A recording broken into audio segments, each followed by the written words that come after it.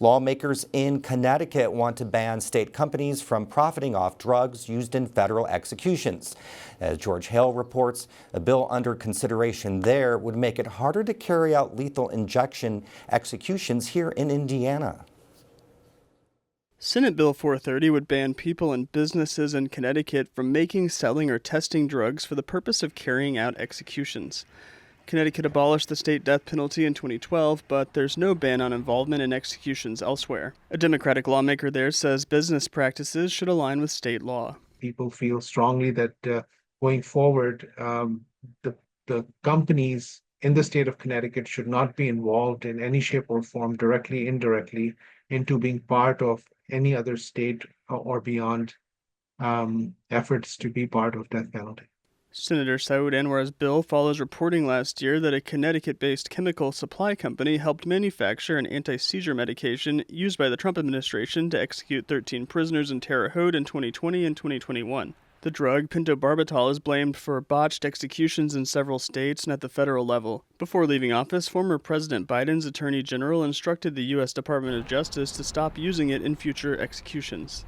Now back in the White House, President Trump wants to reinstate the death penalty at the federal level and pursue more capital cases. I've already signed an executive order requiring a mandatory death penalty for anyone who murders a police officer, and tonight I'm asking Congress to pass that policy into permanent law. Anwar says his legislation isn't a response to Trump, it's codifying the will of the majority of the people of Connecticut to get out of the execution business. The current administration at the federal level, they will do what they will do, but in the state of Connecticut, we do have a clear understanding of where we stand, and we will stand by our values and make sure that whatever the federal government does not necessarily make us do something that's something that we do not agree with. But the proposed ban doesn't have the support of some key constituencies. Medical organizations are concerned about the impact it could have on the availability of medications used for other medical purposes.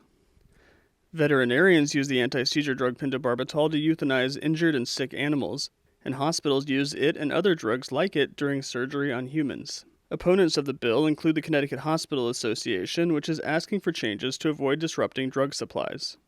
It's hard to know what kind of effect this might have. Death penalty expert Robin Marr says European Union prohibitions on the exportation to the United States of certain drugs used in lethal injections is the closest analogy to what lawmakers in Connecticut are attempting to do. There is a precedent for this as a policy matter. I don't think that I've seen another state attempt to do what Connecticut is proposing to do.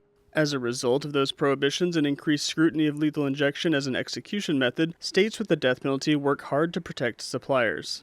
All of the active death penalty states now have secrecy provisions in place that prevent us from knowing where they obtain their drugs.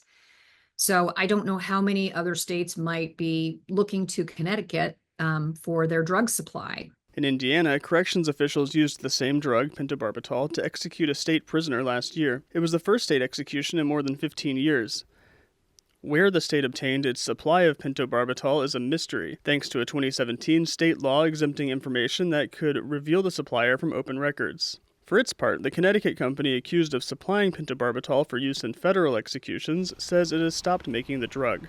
Connecticut's legislative session ends in June. For Indiana News Desk, I'm George Hale. There are currently 3 inmates on federal death row and 7 on Indiana's death row. No executions for either are currently scheduled.